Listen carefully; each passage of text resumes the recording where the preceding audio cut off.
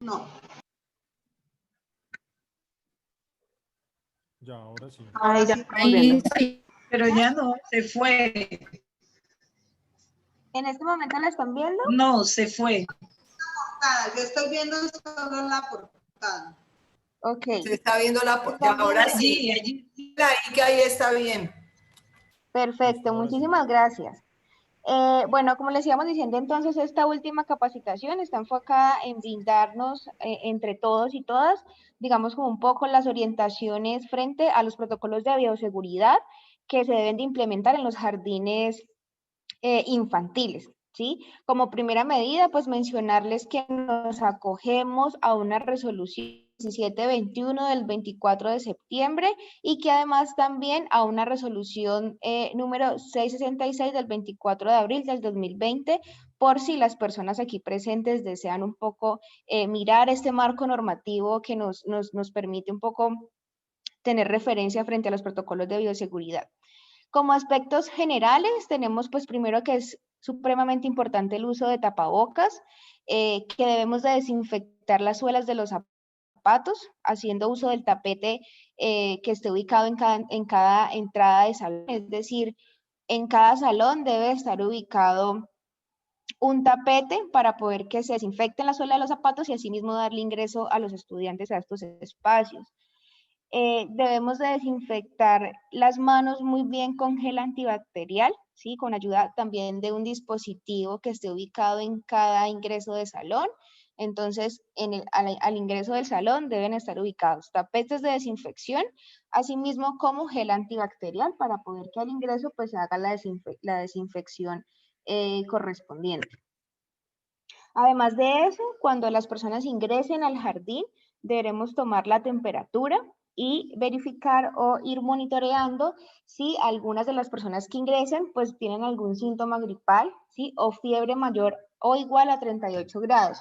En caso tal de que alguna persona o estudiante ingrese con estos síntomas, pues debe regresar a su casa y realizar el reporte a la rectoría para tomar, digamos, como las medidas respectivas y poder hacer algo que nos han indicado que es el cerco epidemiológico, importante también como para monitorear alguna situación, digamos, de síntomas gripales y demás.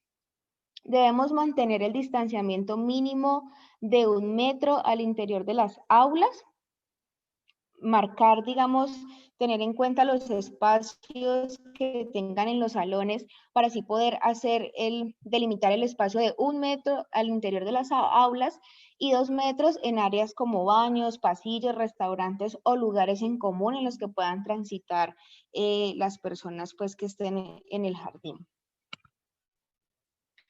Debemos evitar tocarnos la boca, los ojos, la nariz, pues porque son, digamos, un ingreso puede ser un ingreso de virus a nuestro cuerpo si tenemos de pronto las manos sucias o sin lavar. Es importante que antes de tocarnos la boca, los ojos y la nariz, pues podamos desinfectar previamente nuestras con agua y jabón cada 3 horas, y ya internamente entre los jardines, en el jardín, poder estipular los tiempos en los que va a salir un grupo o cuánto tiempo va a tardar un grupo tomando su refrigerio o su descanso para poder que no nos encontremos todos en el mismo espacio y que podamos pues tener alguna dificultad de contagio o algo parecido. Recordar que no debemos saludarnos ni de mano ni dar abrazos, importante como estar recordando todo el tiempo a través de diferentes estrategias a nuestros niños y niñas para poder que resignifiquemos un poco la forma de saludar dentro de los espacios pues del jardín. ¿Qué consideraciones especiales debemos de tener entre los niños de 2 a 5 años? Y es que debemos todo el tiempo estar limpiando y teniendo desinfección de las superficies o de esos espacios donde se realicen trabajos pedagógicos, talleres o ejercicios con los niños, estar todo el tiempo desinfectando. Por aquí veo que en el chat están escribiendo. ¿Les parece así como lo manejamos como mencionó Mateo, que al final del ejercicio hacemos las preguntas o las respuestas pertinentes para no detenernos un poco como en las preguntas, sino hacerlo al final de la presentación? Estas recordemos que son como consideraciones generales o generales pues que aparecen en las resoluciones que se mencionaron al principio para tener en cuenta, y es uno, como les había mencionado, la limpieza y desinfección de las superficies o de los espacios en los que transcurran los infantes, extremar las medidas de lavado de las manos. Si son niños pues que aún están utilizando pañal, tenemos que tener cuidado en que estos elementos pues deben estar depositados en los contenedores para tal fin, y evitar que los niños o niñas pues manipulen el tapabocas durante el proceso de limpieza del pañal o de este momento. Privilegiar los espacios al aire libre, si podemos, según pues las características del jardín en el que estemos, propiciar espacios de trabajo al aire libre, de trabajo individual o en grupos muy pequeños, sería muy ideal para también prevenir un poco situaciones de contagio. Un ejercicio ahí un poco como para que nos pensemos entre todas y todas, y es que ¿cómo creen ustedes o cuáles han sido las características que ustedes han logrado identificar dentro del ejercicio, dentro de su práctica, de cómo aprenden los niños y las niñas que están en sus aulas, que ustedes, digamos, conocen, con el que hayan interactuado? Pensarnos un poco en cómo hacer ese mapeo de cómo aprenden nuestros niños para a partir de ahí empezar a emplear nuevas estrategias que nos permitan pensarnos en herramientas o en actividades para estar promoviendo todo el tiempo el tema del autocuidado, del lavado de manos, del distanciamiento social y demás. Aquí nosotros tenemos como unas pistas un poco frente a esas herramientas que podemos usar para implementar dentro de nuestras aulas. Tenemos aquí,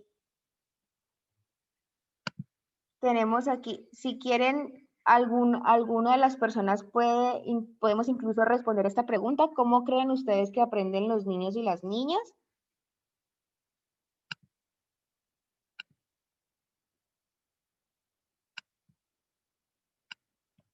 Aquí dicen, a partir del juego, historias.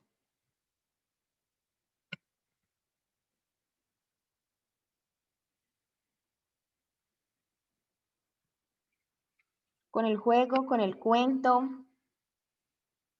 ¿De qué otra forma creemos? Herramientas audiovisuales. Con el ejemplo.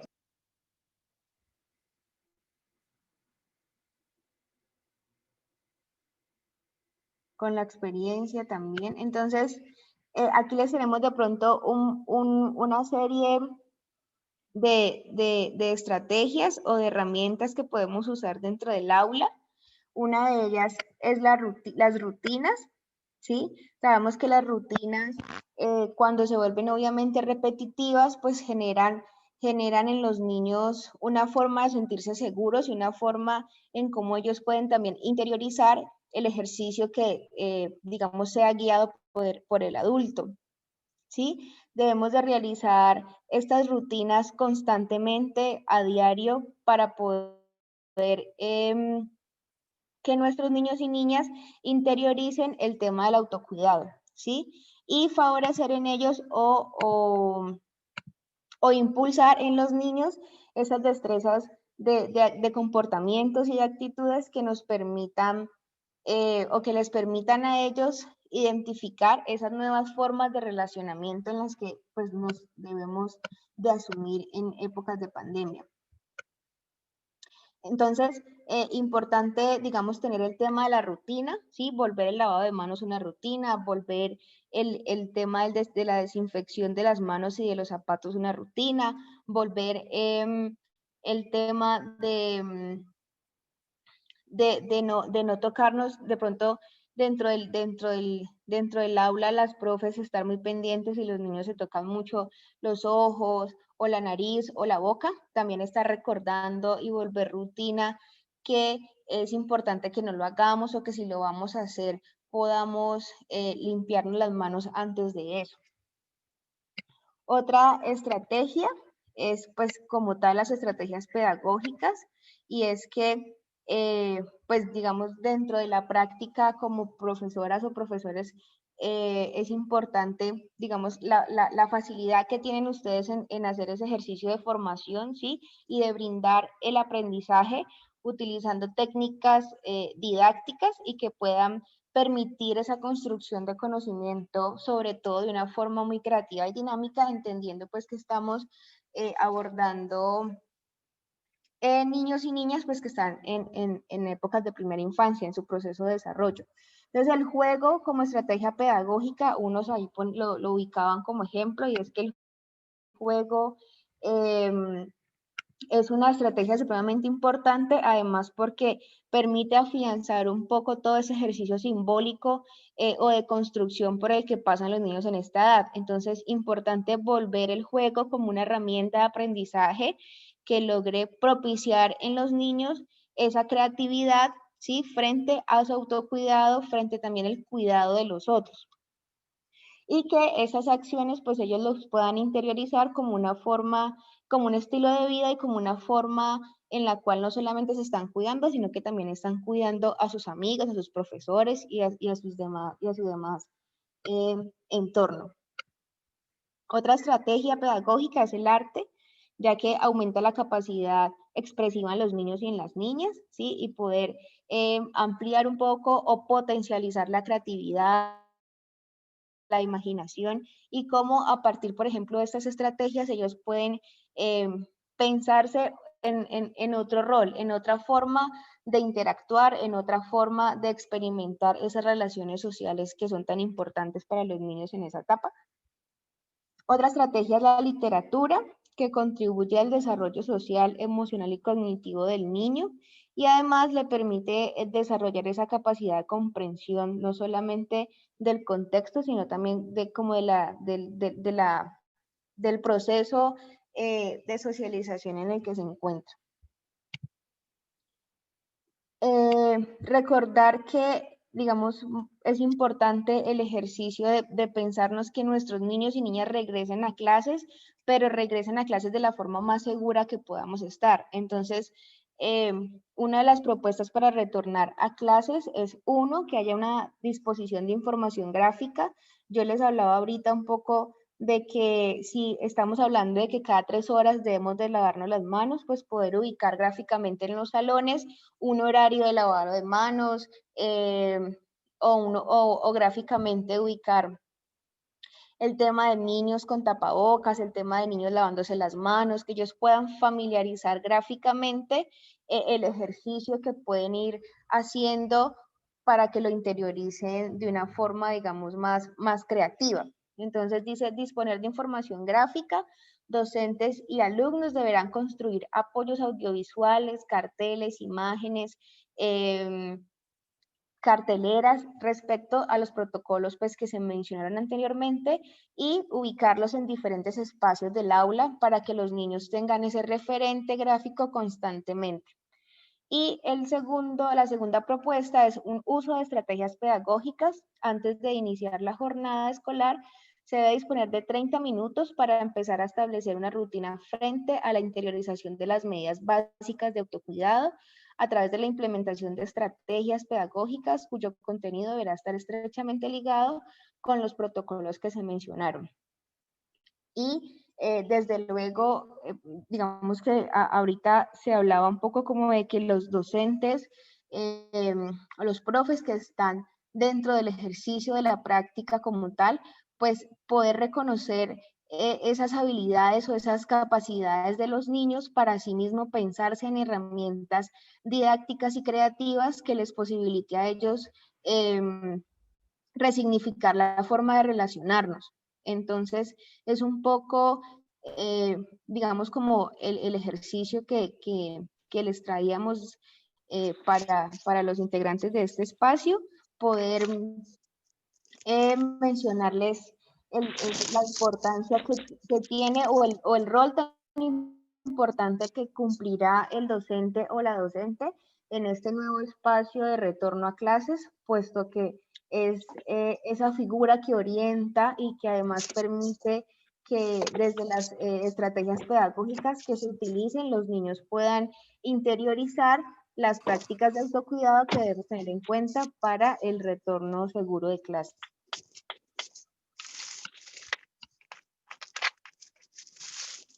Voy aquí a mencionar algunas de las preguntas o...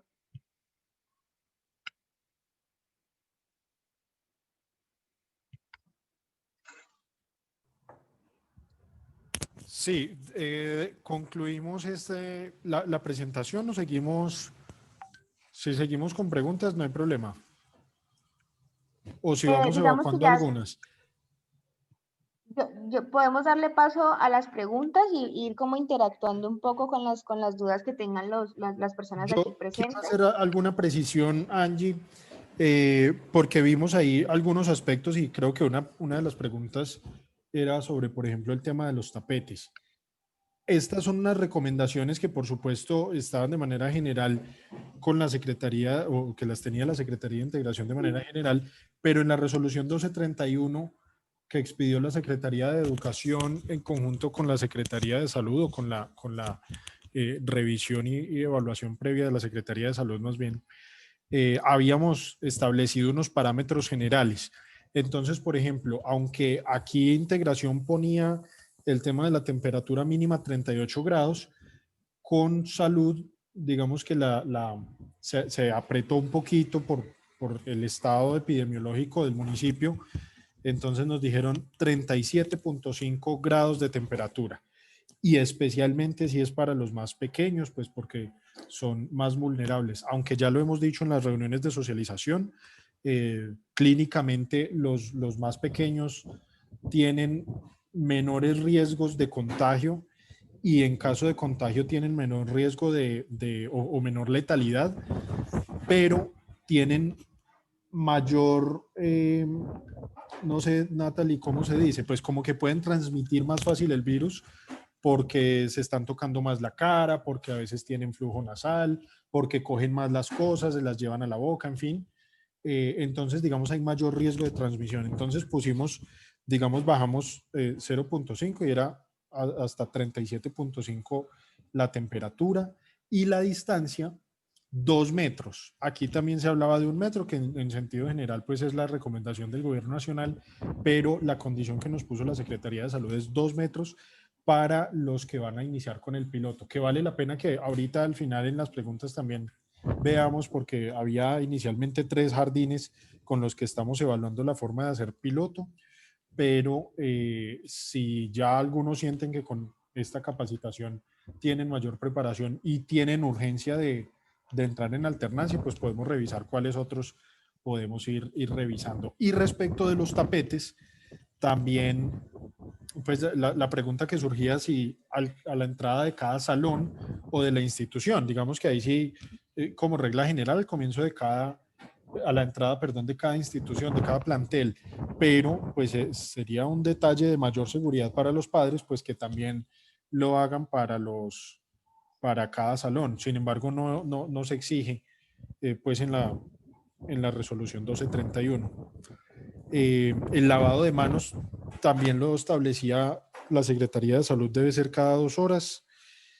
Y no recuerdo qué otra cosita, pero bueno, por ahora eso, como para hacer unas precisiones de que hay que ser incluso más exigentes por lo que nos habían puesto con la Secretaría de Salud.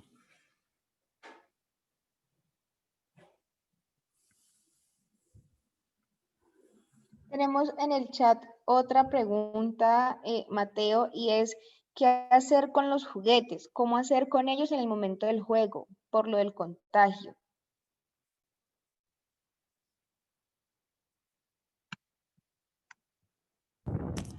Bueno, ahí le traslado a Secretaría de Salud si está la doctora Natalia Arango. Hola, buenas tardes. Buenas tardes, adelante Natalia. Mateo. La pregunta, ¿la escuchaste? La que formuló Sí, alguien en el chat, dijo Angie, sobre los juguetes. ¿Qué se debe hacer con los juguetes y esto? Pues en el jardín, los decíamos en el último, el módulo que tuvimos con salud, era que en lo posible hay que retirar de las aulas los objetos que no sean de fácil limpieza, ¿sí? Y los objetos que sean de fácil limpieza, entonces si van a ser utilizados por los niños, así como cuando van a hacer educación física. Si lo va a utilizar un niño, pues debe higienizarse las manos, lo utiliza, y si se lo va a pasar a otro niño, higienizar tanto el objeto como las manos para poder nuevamente ser utilizado. No lo podemos compartir, que estamos, ya hay que cambiar la estrategia y mirar, a ver, no es meterle a los niños que ya no podemos compartir, sino que vamos a compartir de una forma diferente, con más cuidados. Entonces, si vamos a compartir los objetos, y que recordemos que los niños no deben traer objetos de la casa, sino los que estén en el jardín y que vayan a implementar para las estrategias educativas. Entonces se deben de hacer higienización antes y después de ser utilizados por cualquier niño. Entonces, si lo van a pasar de niño a niño, entonces hacer el proceso de desinfección, tanto de manitos como del objeto. Y si son objetos de difícil limpieza o que no se puedan estar higienizando fácilmente, pues simplemente no utilizarlos como estrategia educativa.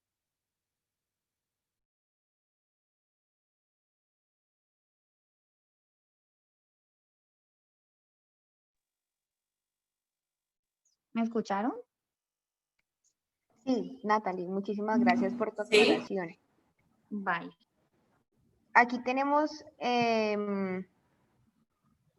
otra observación, y es, esas estrategias de aprendizaje en la educación inicial se realizarán de manera habitual en cumplimiento de la ley 1804 con o sin COVID. Y otra observación es, en la estrategia 4410 no se puede cumplir el horario establecido de 800 horas para preescolar y 1000 para primaria.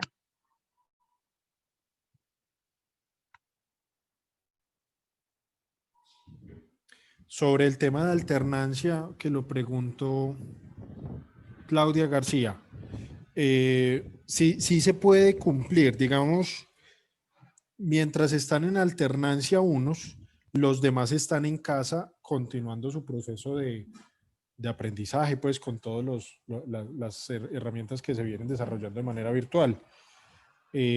O sea, con los que están en casa vamos a seguir dando clase, y ahí hay que tener una estrategia para pues, que sea de manera complementaria, presencial y en casa. Ahora, los que me han llamado o nos han llamado a la Secretaría de Educación y nos preguntan, mire, pero ¿cómo hacemos este tema de la alternancia? Que eso es complicado, si exigen aforo de 30%, pero grupos de 4 días, entonces de pronto matemáticamente a veces no combina. Hay que tratar de hacer el ejercicio para que se cumpla el aforo de 30% y para que por cada 4 días de asistencia a la institución haya 10 días de trabajo en casa.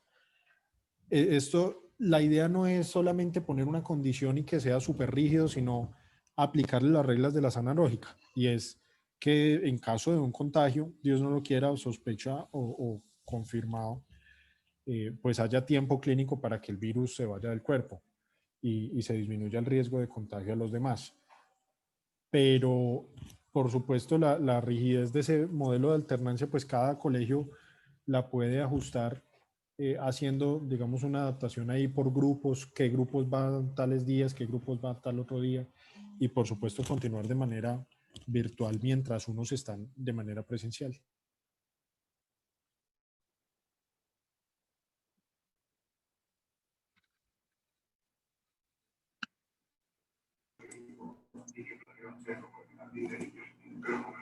Buenas tardes. Buenas tardes, Néstor. Venga, yo quiero hacer una acotación allí con relación al 30% que se está trabajando de aforo. Resulta, acontece que es que para uno poder hacer la implementación del aforo, uno no solamente debe tener en cuenta el porcentaje, sino la capacidad que tiene tanto los ambientes o los salones como el colegio mismo. ¿Por qué razón? Porque hay colegios que tienen incluso mucha cantidad de jóvenes para un salón, y si vamos a un 30%, pues no estaríamos cumpliendo los lineamientos de 2 metros entre estudiantes, incluidos los 2 metros del profesor, y pues los que son pequeños pues sí se van a poder ver pues afectados por esta medida. Entonces es importante que yo aconsejo, ¿no? Pues yo lo digo, que más de tener en cuenta el 30%, es mejor hacer medición del salón y hacer la tabla que sea de 2 metros por cada uno de los estudiantes y así poder saber cuántos estudiantes son los que podemos tener pues dentro de nuestras aulas. Igual que el espacio, si vamos a hacer educación física y tenemos un ambiente diseñado para ello, entonces es mucho mejor, más que trabajar con el 30%, trabajar con la capacidad que tiene el salón, ¿vale? O el aula o el ambiente de aprendizaje donde se van a realizar pues las clases. Perdón, buenas tardes. Gracias, Néstor. Perdón, buenas tardes. Es que con base a la intervención del compañero, tengo entendido que en las aulas es 1 metro, en lugares comunes 2 metros. La recomendación en la resolución 1231 es, no es recomendación, esa sí es exigencia, es 2 metros incluso en salones. Y esto es pues porque de verdad en Palmira estamos atravesando un momento bien delicado. Salud lo ha explicado varias veces, pero nosotros no estamos en aplanamiento de la curva ni en la meseta epidemiológica, sino que hasta la semana pasada se estaba registrando un aumento de la positividad por cada prueba tomada y eso es delicadísimo, porque en cualquier momento se nos pueden disparar otra vez las ocupaciones de unidades de cuidados intensivos y eso es muy delicado, pues porque además también al mismo tiempo no están recomendando volver a cerrar o volver al confinamiento, pero también nos están pidiendo ahí pues como un equilibrio con las nuevas actividades económicas que se están permitiendo. Entonces 2 metros de distancia en el salón y por supuesto en las áreas comunes, por decirlo así. Y la recomendación de Néstor es muy importante. Eso es un tema que estamos evaluando también, porque incluso pasa que hay colegios que tienen o cursos que tienen 6 niños matriculados, entonces el 30% son 2. Entonces, pues si para 2, digamos, se vuelve muy costoso para el colegio tener un tema, pero de alguna manera es para generarle confianza también a los padres de familia y bueno, para tener mejor manejo mientras nos vamos adaptando. Y nuevamente, esperamos que la evolución de la pandemia nos permita ir flexibilizando ese tema del aforo y también de la distancia entre personas. Pero muchas gracias, Néstor, por la recomendación. Angie tenía, pues hay varias preguntas, pero Angie iba a responder otra. No, era como a mencionar otra de las observaciones que se tienen aquí. Dice, no he logrado imaginar cómo hacer para la rotación en el 410, con un grupo, por ejemplo, de niños de 22 estudiantes, pero además están los demás grupos y en ocasiones nuestras sedes no son tan amplias. Darnos una idea. Buenas tardes. Buenas tardes, Claudia.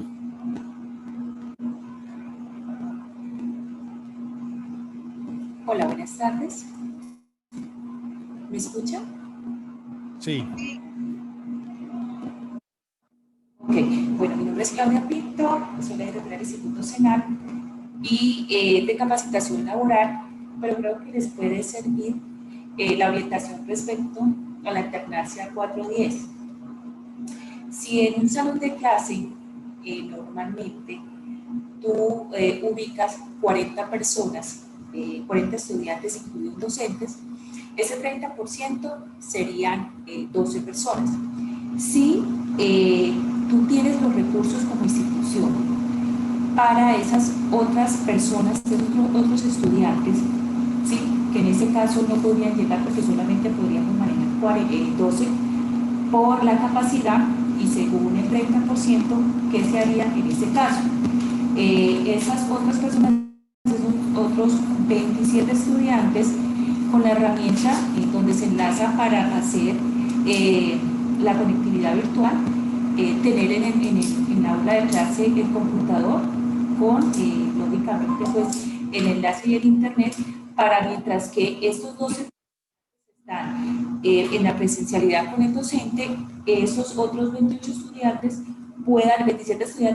puedan estar en la virtualidad, pero haciendo parte de la clase como tal. Cuando se habla acerca del 410, entonces ahí es donde nosotros tenemos que rotar. ¿Cómo rotamos?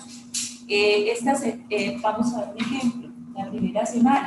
Entonces, digamos que yo cojo la semana del mes de octubre, que va del 26 de octubre al 29 o 30 de octubre. O 28, 29 de octubre, estas cuatro clases con estos primeros 12 estudiantes las voy a tener presencialmente. El resto de estudiantes, o sea, como tengo la capacidad de 12 estudiantes, la siguiente semana esos 12 estudiantes por 10 días van a estar en casa, pero los otros 12 estudiantes, que es permitido según el aforo, estarían en el instituto y los otros a su vez en alternancia de la misma manera. Digamos que es dispendioso porque es organizar una tabla que se hace el seguimiento, pero digamos que es la forma para poder comenzar esa alternancia. Esa era de pronto mi aporte. Gracias, Claudia. Escuchamos un poco mal porque había como una interferencia, pero lo logramos entender. Aquí está ya la doctora Ana Bolena Escobar. No sé si puede ampliar un poco sobre el ejemplo de cómo dividir los grupos por alternancia. Que eso, pues, digamos, explicó ayer, pero vale la pena volver a mencionar cómo se organizarían. Sí, buenas tardes. Sí, por ejemplo,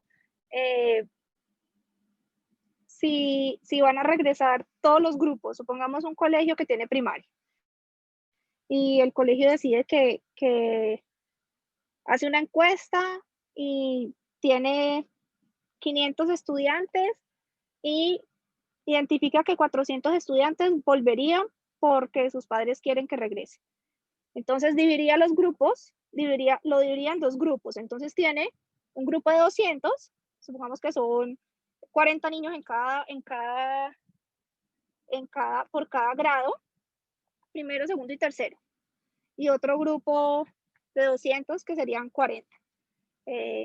Ahí ya empezamos a identificar que tal vez si tienen un solo salón por grupo, no podrían dividir el grupo en dos porque les va a dar 40 estudiantes por salón y eso no cumpliría. Entonces, claro que estos números están muy altos, pero si fuera de esa manera y tiene 40 y la mitad son 40 estudiantes, por grupo son 40 estudiantes y la mitad son 20 y se requieren 10, entonces ya sabría que en un mes cada grupo iría de manera presencial solo una semana. Entonces el primer grupo va de lunes a jueves o de lunes a viernes como lo definan y luego debe estar 10 días en casa. Y esos 10 días en casa, claro que en este caso le toca el resto del mes, por el número de estudiantes, sigue recibiendo educación en casa, sigue recibiendo, la alternancia precisamente es eso, primero sí, los 4 o 5 días de presencialidad y mientras no esté en la presencialidad, sigue recibiendo educación en casa. La siguiente semana sería el segundo grupo y así sucesivamente. En un mes irían los 4 grupos y al siguiente mes regresan. Entonces, en este caso, este colegio hipotético, primero, segundo, tercero, cuarto y quinto, tendría 4 grupos y cada estudiante estaría yendo 5 veces al mes de manera presencial y el resto del tiempo lo estaría recibiendo de manera virtual o por guías o acompañamiento en casa. Es por eso que nosotros también hablamos mucho de que ese tiempo en presencialidad debería tener un enfoque alto de acompañamiento psicosocial, porque en casa, de manera a distancia o virtual, pueden seguir teniendo esa formación académica, pero la presencialidad, aprovecharla, dadas las condiciones, porque unos podrán ir más veces que otros, más semanas que otros, aprovecharlas dadas las condiciones para hacer esa parte de acompañamiento psicosocial. No sé si el ejemplo queda claro o me compliqué poniéndole números.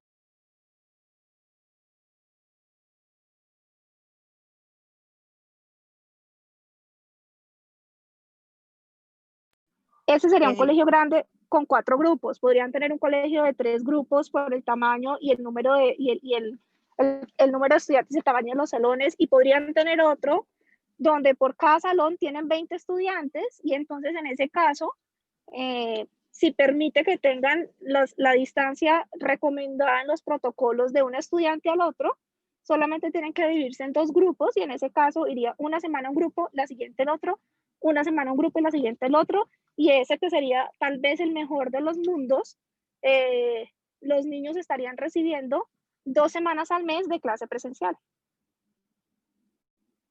Y las otras 2 semanas de clase virtual o con guías o pues educación en casa.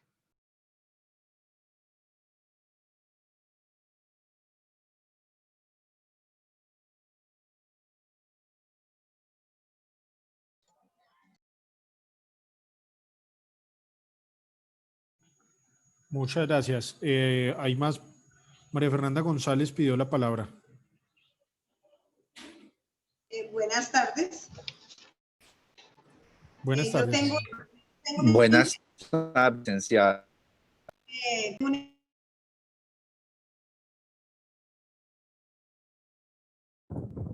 Se silenció el micrófono de María Fernanda. Ay, qué pena, qué pena. Si para los niños de preescolar el tiempo de permanencia en las instituciones educativas normalmente presencial son 4 horas. En la alternancia, si ellos van 4, 4, 10, estarían cumpliendo su jornada normal. Entonces yo no sé si estoy pensando mal en que la alternancia de los niños de preescolar no deberían ser 4 horas, deberían ser menos horas, porque entonces estarían cumpliendo su jornada completa. Estarían cumpliendo la jornada completa por la semana en que les corresponda ir. Cuando nosotros decimos 4 horas es porque es el tiempo máximo recomendado para que ellos estén, pero no quiere decir que sea el tiempo que deben estar. Si ustedes en sus instituciones educativas, en sus colegios o en los jardines identifican que lo que quieren y lo que mejor funciona son 2 horas, pues entonces serían 2 horas. ¿Sí? 4 es el número máximo. Con la claridad de que aún no estamos dando vía libre a los jardines para el regreso, porque aún no tenemos el aval de la Secretaría de Salud. Sí, claro, sí. Gracias. Y ahí, venga, disculpen, yo les hago una acotación allí también relacionado con la permanencia de los niños, ¿no? El gobierno sacó unas disposiciones de cuánto era el nivel de exposición que podían tener los niños que están en jardín, adolescentes, o el tiempo que ellos van a estar frente a la pantalla o frente al monitor. Entonces es bueno tenerlo en cuenta también cuando van a entrar en este ámbito de dar clase a nivel virtual o alternancia cuando llegue el momento, y saber cuál es el tiempo que el niño va a estar conectado. No podemos de pronto a un niño decirle, no, es que, bueno, hagamos el ejemplo de que entramos en alternancia. Decirle al niño, la clase son 4 horas cuando el niño realmente están recomendando que esté 2 horas frente al monitor. Entonces también es buscar como las otras estrategias para poder trabajar con ellos, ¿no? Así es, nosotros en algún momento sacamos unas piezas informando de cuáles eran como el número de horas recomendadas por edad, por la UNESCO, por UNICEF. Podemos volver a rotarlas en las redes y podemos enviárselas a ustedes por el chat, porque efectivamente nosotros hicimos esa recomendación, esa sugerencia. Por aquí está mi chiquito.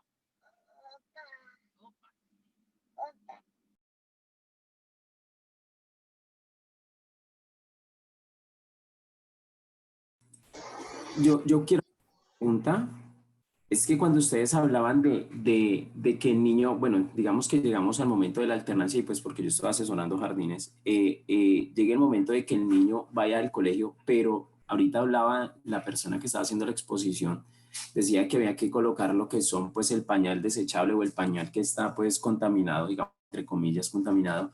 Esa disposición final que se va a hacer, ¿sí se va a hacer en un recipiente de bolsa roja o se va a seguir manejando en bolsa, doble bolsa negra, marcada, o vamos a hacer una disposición especial ya debido a que esto es un tipo de riesgo totalmente diferente o es una secreción totalmente diferente? ¿O vamos a seguir manejándola en los jardines también la bolsa negra con bueno, desinfectada, doble bolsa y rotulada? ¿O vamos a tener que hacer contrato con alguna empresa especializada para hacer la disposición final de estos residuos?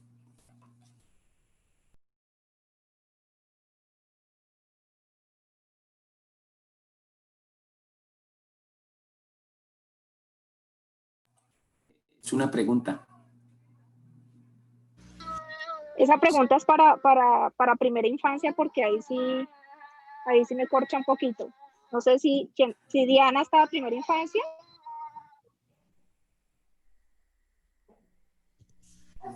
Está Angie. ¿Cómo hacer la disposición final de los residuos? O de salud. Bueno, pues digamos que desde lo que habíamos hablado en el marco como de la presentación, claramente el compañero hace esa diferenciación y es que es un riesgo, digamos, un poco diferente a lo que puede ser un riesgo a una servilleta o algún otro tipo de objeto como tal, ¿sí? Porque estamos hablando pues de secreciones. Pero ya allí de pronto el equipo de la Secretaría de Salud, sí, más teniendo en cuenta cómo son riesgos diferentes, no sé qué orientación nos puedan brindar ellos desde su conocimiento frente a la pregunta que hace el compañero, si se van a seguir manejando en bolsas diferentes o rotuladas o cómo sería el manejo, teniendo en cuenta que es un tipo de riesgo diferente a cualquier otro, digamos, objeto que se pueda manipular o presentarse en un jardín o en un contexto educativo. Pido la palabra.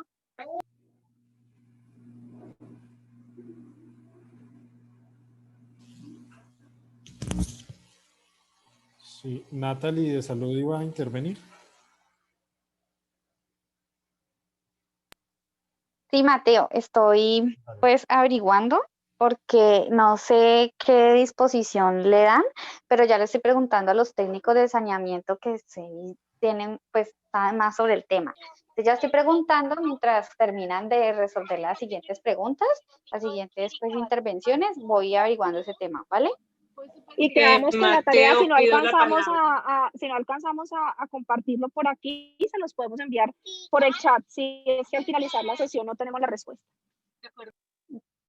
Dale, ya voy a preguntar. Creo que Clara Inés había pedido la palabra y acá hay unas preguntas sobre el aval para los preescolares y sobre los niños de 2 años. Sí, pues Mateo, muchísimas gracias. Gracias del Liceo Campestre Crecer. Mi nombre es Clara Inés Baeza. Es que yo tengo entendido que toda esta capacitación, con esta capacitación se avala el ingreso para la alternancia de los chicos de 1º a 11. Entonces, en una directiva que llegó la 016, algo así, no recuerdo bien, habla de los preescolares. O sea que a partir de los 2 años los chicos ya pueden ingresar, porque en la primera capacitación que nos dieron, pero eso fue hace ratico, no estas 4 que nos han dado, sino antes, como la primera capacitación que nos dieron, nos decían que estaban en la conformación de los lineamientos apenas para preescolar. Entonces, no sé si es que yo estoy confundida o quisiera que me aclarara si a partir de los 2 años ya podemos ingresar con alternancia. Gracias. Clara, gracias por la pregunta. Una cosa son los lineamientos base que da el ministerio y otra cosa es lo que como las regiones los implementen. El ministerio hace claridad que esa decisión del regreso se coordina con las entidades territoriales de acuerdo a la evolución de la pandemia. En ese sentido, cuando nosotros hacemos todo este despliegue, todos estos esfuerzos para poder empezar a implementar la alternancia, lo hacemos de la mano con salud y se están revisando constantemente la evolución de la pandemia. Por eso es que aún salud no nos da aval para que inicie preescolar, que es una población un poco más compleja, en el sentido de poder conservar el tapabocas y todo esto. Entonces, el ministerio ya sacó unos lineamientos desde junio para que los estudiantes de 2 años en adelante puedan regresar, pero depende de las entidades territoriales y el estado de la pandemia, cómo se regresa. Entonces, para Palmira, la primera infancia o los jardines aún no tienen el aval de salud. Gracias, Ana Bolena, muy amable.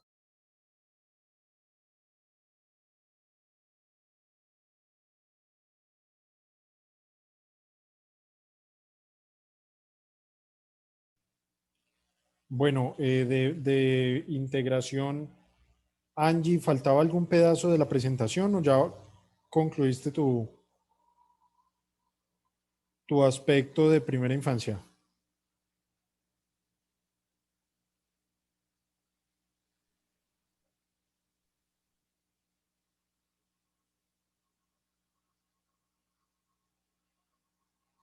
Doctor Mateo.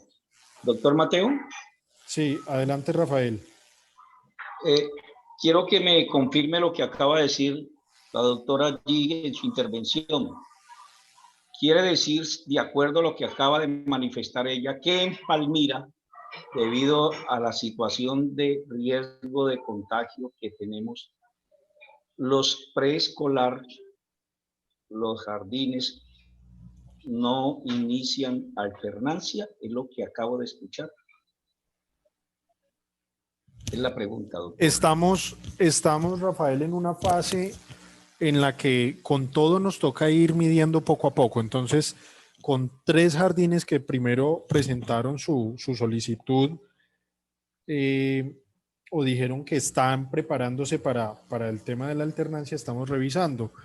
Y estamos revisando es que nuevamente era fundamental esta capacitación y luego de esta capacitación revisar si con todas estas condiciones y con el protocolo modelo que construyeron las Secretarías de Salud y Educación, pues ahora sí estamos más preparados, porque nuevamente, aunque había 3 solamente, pues les hacían falta varias condiciones pues para conservar todo el tema del distanciamiento, todas las medidas de seguridad, de bioseguridad, perdón, y del tema psicosocial.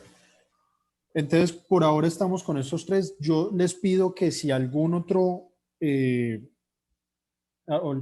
establecimiento que tenga servicio de preescolar, que tenga grados de preescolar, desea y siente que está en la capacidad de entrar en alternancia noviembre o diciembre, nos lo manifieste por favor al correo inspección y vigilancia @Palmira, porque pues el piloto puede ser de 3, pero eventualmente podríamos revisar si ya los otros también están listos y algunos van arrancando de manera pues más suave o en qué modelo.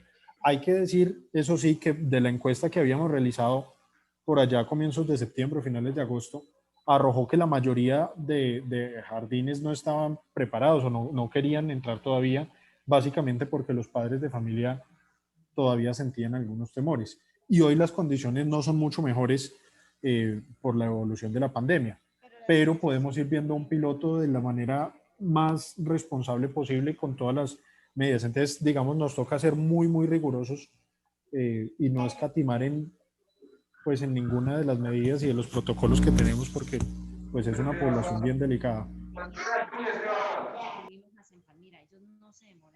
Es que, doctor Mateo. Sí, Rafael. Es que si nosotros analizamos con toda la calma y analizamos la situación desde el punto de vista socioeconómico, quizá la mayor ayuda que se puede brindar a los padres de familia que se han incorporado de nuevo al mercado laboral es abrir el preescolar, el primero y el segundo con alternancia, en razón a que a ese nivel se cumple prácticamente la función de guardería. Los padres pueden ir a laborar en el tiempo en que sus hijos están custodiados en la institución educativa, siempre y cuando, desde luego, ellos lo deseen y autoricen. Pero la realidad es que a ese nivel de prejardín, jardín, transición, el apoyo institucional más grande que hay para los padres de familia es la de mantener en un lugar seguro a sus hijos mientras ellos trabajan.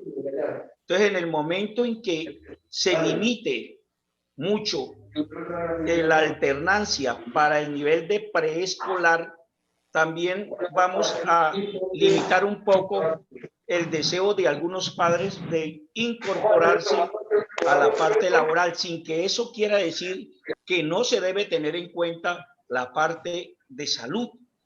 Pero la realidad socioeconómica que estamos viviendo es que mucho padre en estos momentos ya está trabajando, y las instituciones educativas que tienen jardín, que tienen transición, le ayudan mucho a ese padre que está en estos momentos en esa situación. ¿Qué comentario le merece eso a usted, doctor? Sí, pues que Y hay que gracias. evaluar eso, eso es una realidad y por supuesto conscientes de esa situación, pues pretendemos que el piloto con los 3 preescolares iniciales nos salga de la mejor manera posible y podamos irlo haciendo con los demás. Pero nuevamente, después de este curso de 5 días, pues que ha sido un esfuerzo monumental de las 3 secretarías, evaluar si estamos en condiciones de hacerlo con esos parámetros, con esas exigencias, y podemos ir avanzando. Por supuesto, no se trata de restringir, sino al contrario de ir flexibilizando, pero con todo el cuidado. Porque otra realidad, todo el mundo nos está pidiendo visitas. Venga, visíteme que yo ya estoy listo.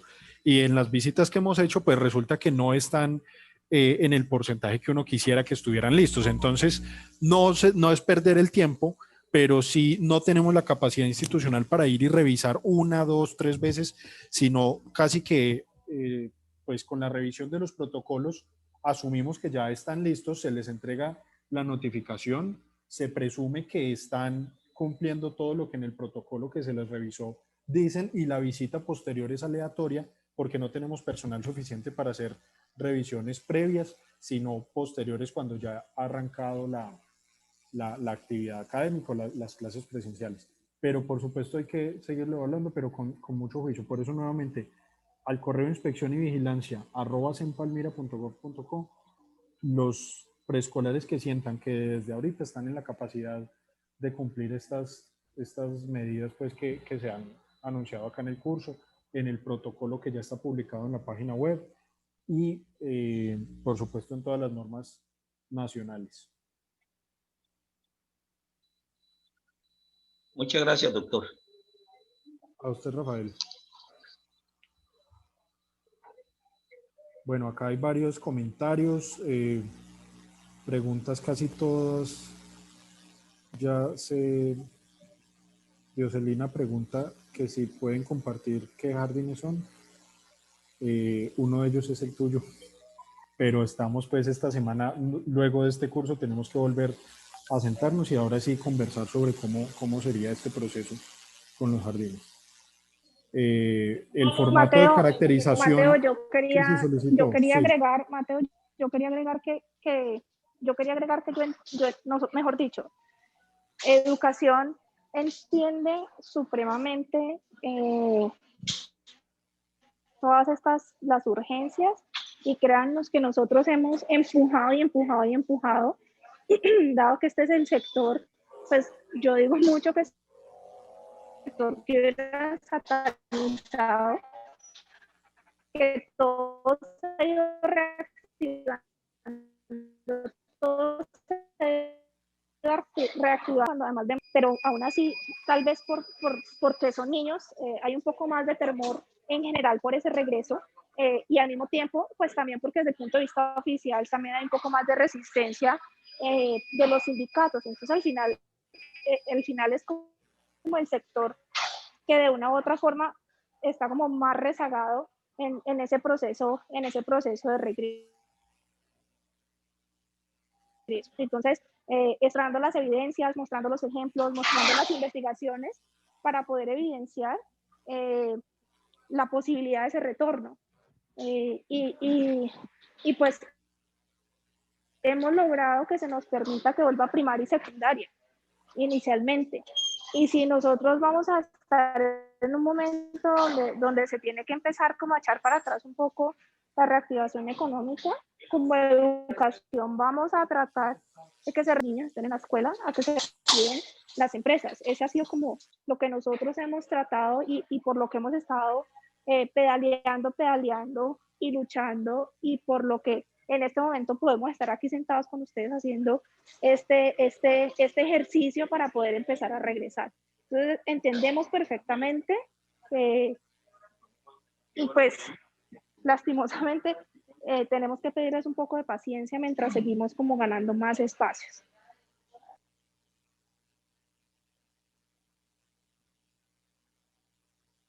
Gracias, Ana Bolena. Dioselina preguntaba si el formato de caracterización que se solicitó, si nos lo van a dar. Creo que en la presentación del tercer módulo estaba. Natalie, ¿todavía está?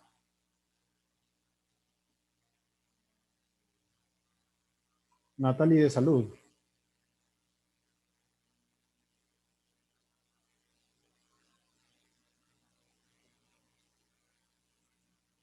Bueno, ahí la veo, pero de pronto todavía no puede estar. Pero creo que habíamos mencionado... Mateo, no te entendí bien, se me estaba entrecortando. Sobre Algo del formato de caracterización, ¿me podrías repetir? Sí, preguntan que sí vamos a dar el formato de caracterización. Habíamos mencionado los aspectos generales que debía tener, datos completos, nombres y apellidos del estudiante, del acudiente, un dato de contacto, un teléfono de contacto, la EPS, la toma de temperatura y el registro de síntomas en los últimos 14 días. ¿Algo adicional?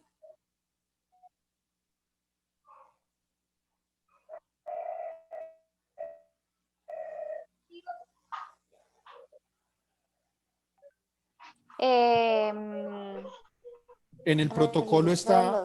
Especificar los síntomas, que se han tenido contacto con personas con síntomas respiratorios y ya, porque las comorbilidades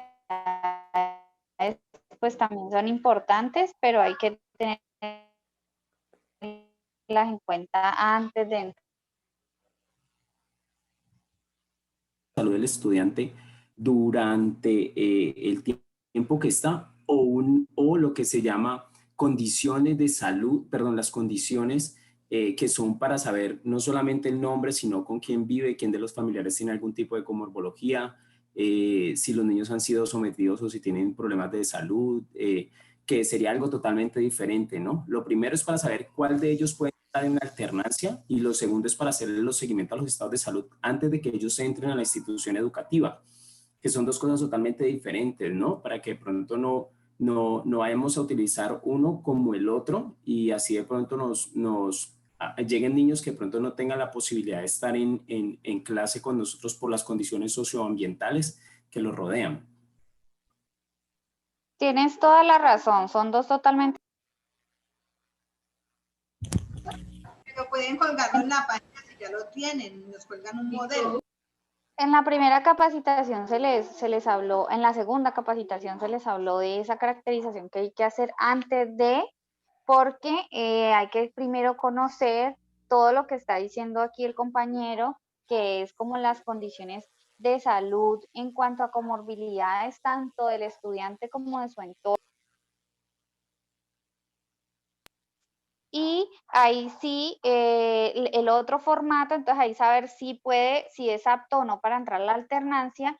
Y el otro formato de caracterización es totalmente diferente, que es el que se llena todos los días, tanto estudiantes como todas las personas que vayan a ingresar al establecimiento educativo deben de llenarlo, diligenciarlo todos los días para hacer el reporte que no vayan a entrar con síntomas. Y ahí mismo también se notifica la temperatura diaria. ¿Ya? Son dos formatos totalmente diferentes.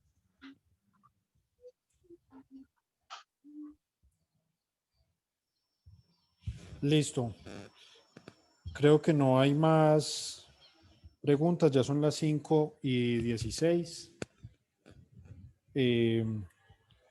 Aquí está, creo que Ana Bolena iba a decir unas palabras para ir cerrando el curso. Este es el último módulo y por supuesto quedará publicado. Ya está publicada el módulo de ayer junto a las diapositivas que se presentaron.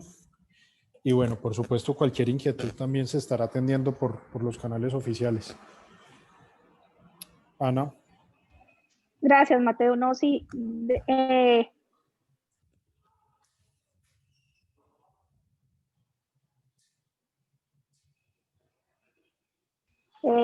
pero sobre todo por el interés que manifiestan todos en los niños, en que los puedan regresar, los niños y las niñas.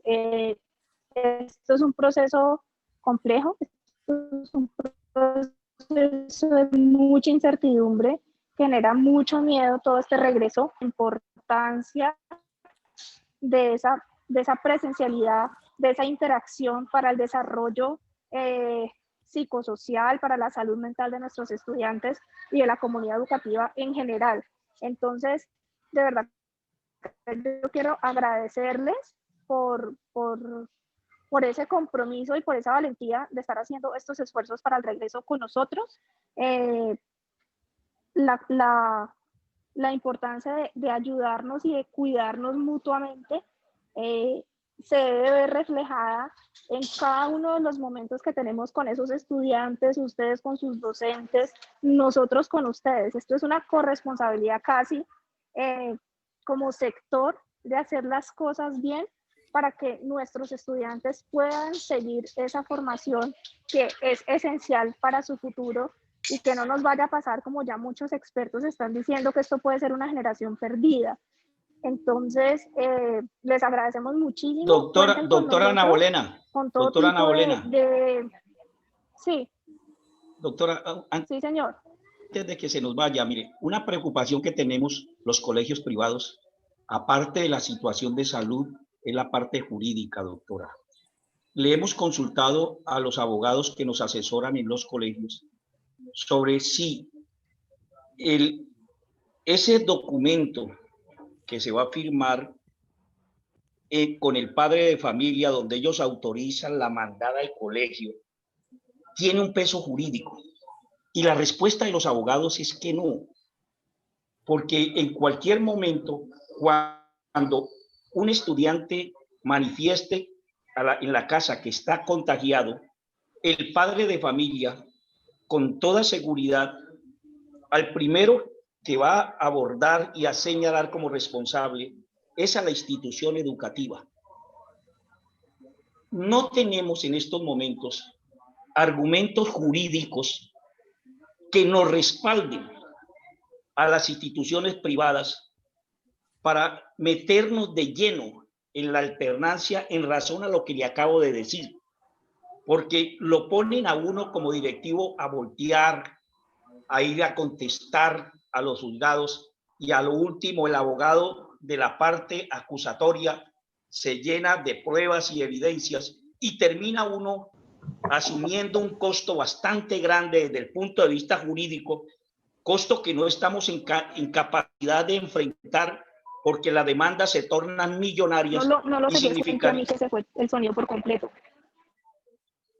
Le repito, costo que no estaríamos las instituciones educativas en capacidad de enfrentar porque son demandas multimillonarias ahí que nos meten a los colegios. Entonces, yo quisiera pararme de aquí hoy después de esto y le agradezco muchísimo a Salud y a Educación este espacio, pero quisiera pararme un poco más tranquilo, doctor Mateo y doctora Ana Bolena, pensando que jurídicamente nosotros tenemos de dónde agarrarnos cuando los abogados nos están diciendo que en realidad ese papel que uno firma con el padre prácticamente no tiene ningún respaldo, ni nos va a garantizar que no nos van a demandar. Doctora Ana Bolena, ayúdeme para salir de esta incertidumbre, porque es la otra incertidumbre que tenemos. La primera es cuándo vamos a retornar a las clases presenciales y la segunda es esta desde el punto de vista jurídico. Gracias, doctora. La verdad es que yo no les puedo garantizar que no lo vayan a demandar, porque eso es el accionar de las familias. Yo no le podría dar la garantía de algo que no depende de nosotros. Es probable que en algunos casos eso pueda pasar. Lo que para mí sí es claro es que cómo se puede evidenciar que es debido a que el niño asistió al colegio que se contagió. Tenemos personas que no han salido de sus casas y se han contagiado con los domicilios. Y es lo que yo les estaba tal vez diciendo en la reunión anterior. Nosotros estamos viendo en los seguimientos de de la pandemia en nuestro comité de la alcaldía de coronavirus, estamos evidenciando que el 90% de los contagios son por contacto familiar y el 10% son por contacto laboral. Es decir, se está dando más en las reuniones familiares, que hoy visita al abuelo, que voy a una fiesta, que voy a una comida, y el 10% se está dando por contacto laboral, porque el contacto laboral es un escenario donde la gente está respetando los protocolos, tiene su tapabocas, hay unas reglas, hay unas personas que las están reforzando, entonces es probable que nuestros estudiantes en los colegios estén inmersos en este contexto donde les están constantemente hablando de la importancia del autocuidado, use su tapabocas, sí, evite comer delante de sus compañeros y todo esto, y es realmente en los contextos familiares donde se están dando esos contagios. Entonces no hay forma de comprobar realmente o que evidentemente sea en el colegio donde se están dando los contagios. O sea, legalmente no existe esa forma. Perdón, venga, yo de pronto señor Rafael, hay dos cosas que hay que tener en cuenta. Lo primero, que es una directriz nacional, ¿vale? Y si es directriz nacional, está avalado por una norma. El problema fuera, en algún momento pensaría yo que usted empezara a hacer todo el proceso y abriera la institución sin que estuviera la norma, ¿vale? Entonces, lo primero, si a usted lo llegan a demandar, es que usted está cumpliendo con la normatividad y usted está cumpliendo con los protocolos. ¿Qué pasa si a usted lo llegan a demandar? Pues si la demanda lo que haría es empezar a verificar que usted realmente está cumpliendo con sus protocolos de bioseguridad. Por eso es muy importante que usted como colegio, como institución, como entidad que presta algún tipo de servicio, tenga bien estipulado todo lo que son el sistema de gestión de seguridad y salud en el trabajo, porque los protocolos no pueden ir aparte de ellos. Segundo, el protocolo de bioseguridad con todos los lineamientos. Y así, si en algún momento, que lo dudo, ¿por qué lo dudo? Porque lo que dice la doctora Ana es verdad. Hoy en día el COVID-19 se ha convertido en una enfermedad más. No es como un accidente laboral, no es como una enfermedad laboral. Hoy en día incluso lo maneja es la EPS. ¿Por qué? Porque es considerado, entre comillas, una enfermedad común. Una gripa, como una gripa. Entonces, desde ese punto de vista, si a usted en algún momento, algún padre le llega a usted a decir que fue el problema de contagio de COVID-19, la forma en que usted o todas las instituciones, ustedes que son de instituciones se van a blindar, es que usted le muestre con evidencias, y que evidencias no es solo el protocolo de bioseguridad, ténganlo en cuenta, porque evidencia es que usted lleve la bitácora de desinfección, evidencia es que usted tenga el listado de capacitaciones sobre COVID-19, evidencia es que usted muestre cómo están llevando la alternancia, la toma de temperatura, y eso es la garantía que tienen ustedes como institución, que está la normatividad y que la están cumpliendo a cabalidad. El COVID-19 nos podemos contagiar simplemente que usted va y se come una banana, un helado, usted allí se puede contagiar de COVID-19. Es garantizar que usted dentro de la institución cumpla cabalmente todo este proceso, y si en algún momento hay una queja, una PQR de alguna de las familias, usted le pueda garantizar que usted está llevando los procesos bien, y así decirle a la persona, es que el COVID en cualquier lugar, pero aquí nosotros estamos cumpliendo con todos los lineamientos de seguridad y salud en el trabajo, protocolos de bioseguridad, lo cual estamos garantizando la salud y la seguridad de los estudiantes.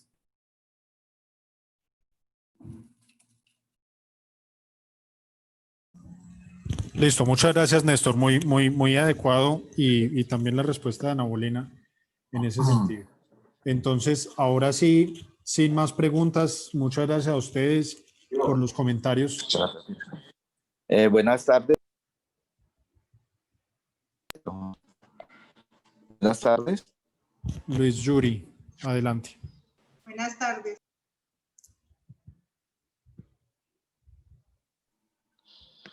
Sí, buenas tardes. Muy corto, por favor, que ya van a hacer Fernández las... de la Institución Educativa Juan Pablo II. Listo. No, pues entonces no le hago la pregunta porque yo también me cortaron y entonces, no, muchas gracias.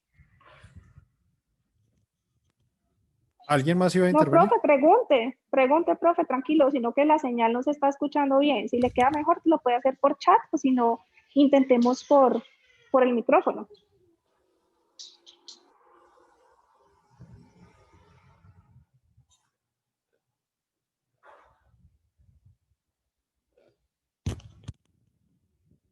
Bueno, María Fernanda creo que también había hablado, pero ahora sí, ya van a ser las 5:30.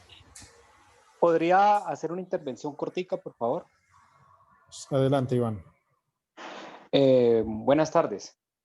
Lo que pasa es que, bueno, yo sí he estado escuchando mucho acerca de lo que dicen los abogados, y realmente el tenedor en la casa es el papá y la mamá, el tenedor del menor. La Constitución sí dice que el menor es el que está a cargo del menor, es el responsable. Cuando el tenedor es el colegio, los profesores son los responsables. Se pasa la custodia en ese momentico al colegio porque es el tenedor de ellos. Por lo tanto, sí hay responsabilidad. Eso lo han dicho varias personas que yo conozco que son abogados y lo han dicho varios abogados que yo he escuchado en la televisión, inclusive varios abogados que sí hay cómo demandar. Lo que pasa es que, bueno, si vamos a defender la alternancia a toda costa, pues ustedes tendrán forma de demostrarlo, y pues yo también podría decir y mostrar de otras formas que no es tan buena porque ha fracasado en Estados Unidos y ha fracasado en Europa con varios contagios. Ahora, claro, los contagios son de familia. Ahora, esperemos y hablamos dentro de unos meses que empiece a ver dónde va a estar. Lo que pasa es que entonces ahí sí no se le va a hacer seguimiento porque van a decir que no se puede demostrar. Pero ahora resulta que ustedes sí pueden demostrar, o ustedes no, perdón, que fue por contagio familiar.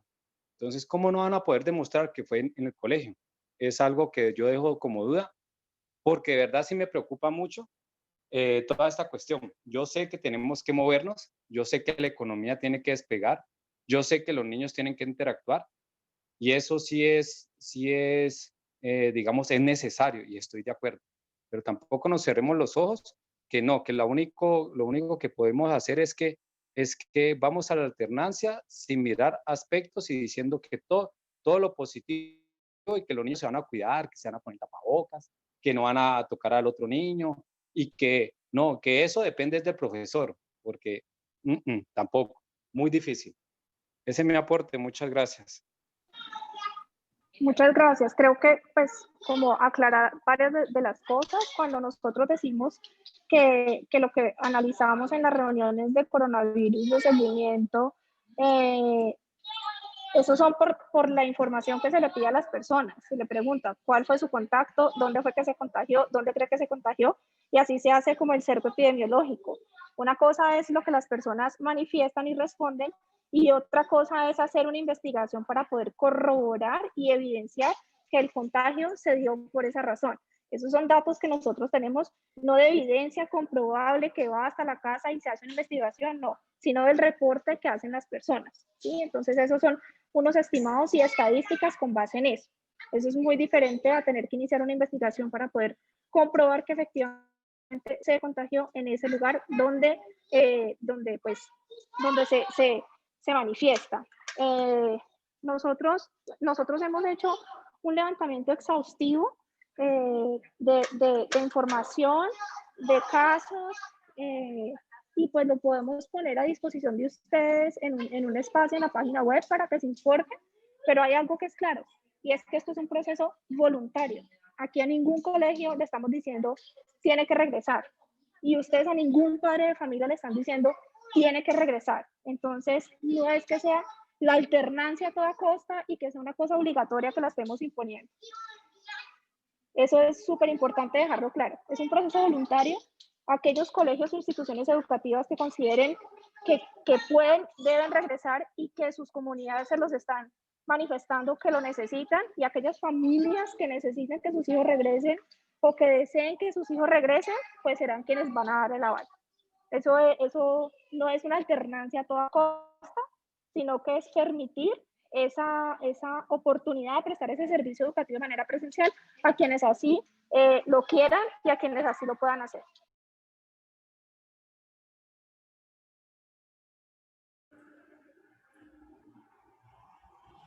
Listo, muchísimas gracias a todos nuevamente. Seguiremos en contacto y pues listos a responder todas sus inquietudes.